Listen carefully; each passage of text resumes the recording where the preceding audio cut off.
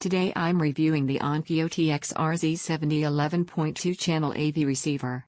If you want to check current pricing or availability, it's linked below. I've been using this receiver in a dedicated home theater setup, driving a 7.2.4 speaker layout, rotating between movies, multi-channel music, and TV streaming. This isn't a quick impressions piece. I've spent time running room correction, adjusting crossover points, and living with it daily. Let's set expectations clearly. This is not an entry-level AVR, and it's not designed for a simple 5.1 living room setup. If you're powering compact bookshelf speakers in a small apartment, this is likely more receiver than you need. It's built for larger, properly configured theaters where multiple height channels and serious room correction actually matter. With 140 watts per channel rated output, the TX-RZ70 has real headroom. In practice, that translates to control rather than just loudness. During demanding film scenes with layered effects and dynamic swings, it maintains separation instead of collapsing into congestion. Dialogue stays anchored and intelligible even when the mix becomes dense. The biggest differentiator here is Dirac Live included out of the box.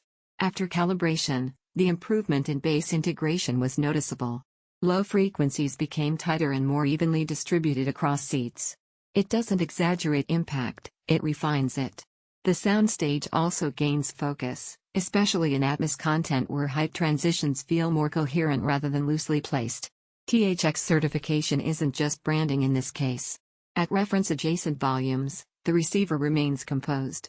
It doesn't harden or become fatiguing. For long movie sessions, that composure matters more than peak loudness. From a usability standpoint, setup is structured and fairly straightforward, though not beginner simple. There are enough configuration layers that first-time users may need patience. Once configured, daily operation is stable. HDMI switching has been consistent in my testing with modern gaming consoles and streaming devices. Thermally, it runs warm under sustained load, which is typical for receivers in this power class. Proper ventilation is important. In an enclosed cabinet without airflow, heat buildup would be a concern.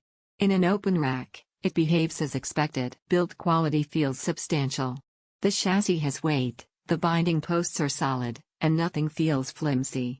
It gives the impression of being designed for long-term installation rather than casual swapping. In terms of ecosystem positioning, works with Sonos certification is practical if you're integrating with a wider Sonos system. It allows smoother multi-room expansion without awkward workarounds. That flexibility adds value for mixed system households. Now for balance. If you compare this to similarly priced receivers from Denon or Yamaha, the main distinction is Dirac Live included at purchase rather than as a paid upgrade. Some competitors may offer slightly different interface polish or ecosystem familiarity.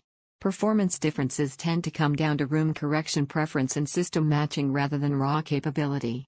If your focus is purely two-channel music and you don't need immersive audio, a dedicated stereo amplifier could offer a simpler signal path.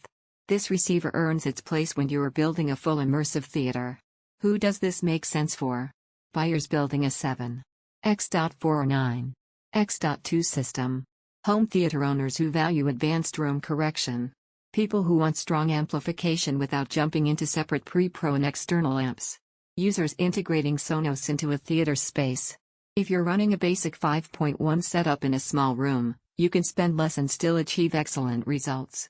Overall, the TX-RZ70 feels engineered for serious home theater enthusiasts who want measurable room correction and stable, controlled power delivery in one chassis. It doesn't chase gimmicks. It focuses on capability and calibration precision. Check current pricing below and evaluate it against your needs.